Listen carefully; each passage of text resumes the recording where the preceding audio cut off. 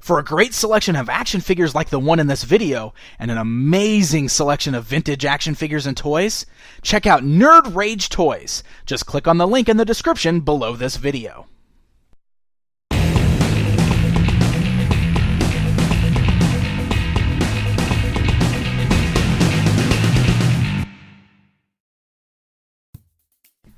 Hey guys, I'm Pixel Dan, and this is a review of the Marvel Legends Infinite series, Baron Zemo.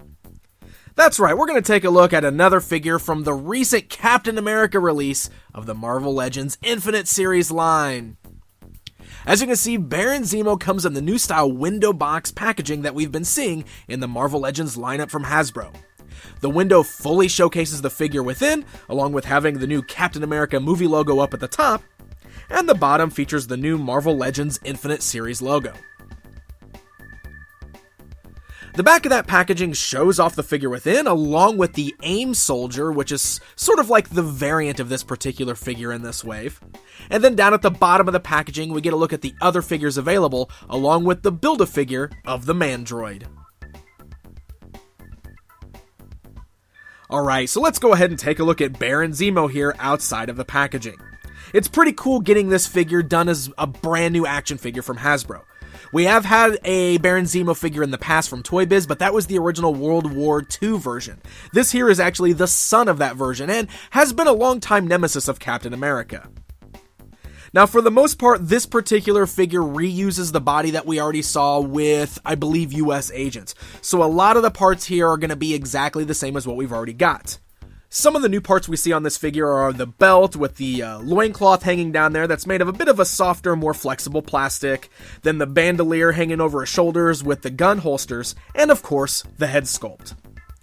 Now, even though this guy is mostly a reuse of parts with a few new things added on, overall he looks pretty good. The head sculpt alone is fantastic and really does a great job of capturing the overall look of the character. For the most part, the paint job is really good on this guy. He features that dark purple and light purple kind of mixed color scheme with the bright yellow gloves and boots. And the paint job's got a nice variance in it, so there's a bit of a wash or a darker tone in the yellows on the boots, so that way they're not just a solid bright yellow in color. There's actually a little bit of a shading in there that helps to bring out the sculpt of all the folds and wrinkles seen in the boots and the gloves. The head sculpt looks awesome with that sort of black pinstripe on there, and all of the paint is really nice and clean, especially on the head there. I think there's only one area on this figure where the paint is lacking, and that's actually the upper portion of his forearms. It looks like his forearms were probably cast in that same bright yellow plastic seen on his hands and his gloves, and unfortunately that purple paint doesn't really cover it very well, so it's really sloppy looking and doesn't really match up with the rest of the figure. Luckily, the gloves do a pretty good job of covering that up for the most part, so even though it doesn't look as good as it probably should, for the most part, the paint job on the entire figure is pretty decent.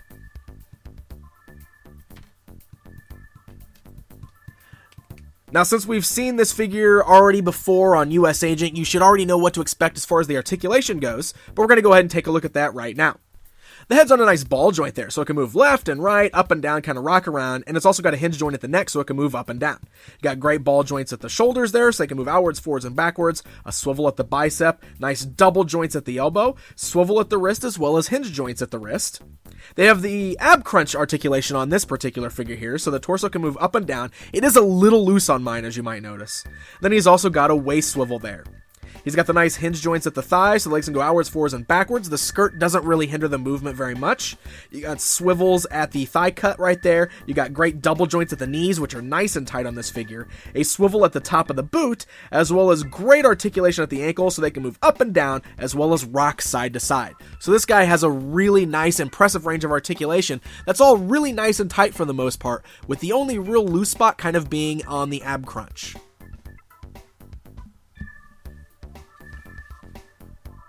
So Baron Zemo does include a few accessories.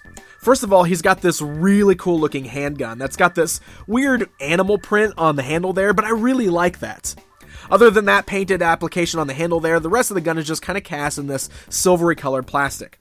His right hand has a beautiful trigger finger on there, so he can hold onto the gun perfectly, and it looks really good.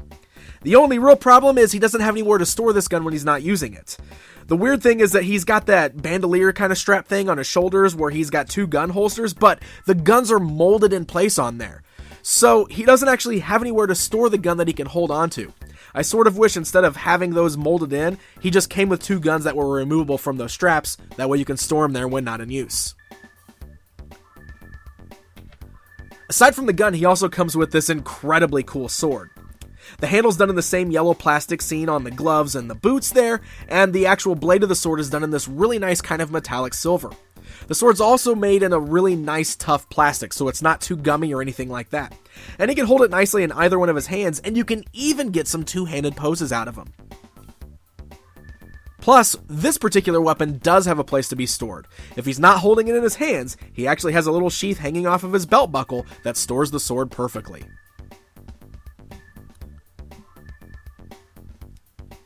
And of course, Baron Zemo also comes with a Build-A-Figure piece, being the right arm of Mandroid.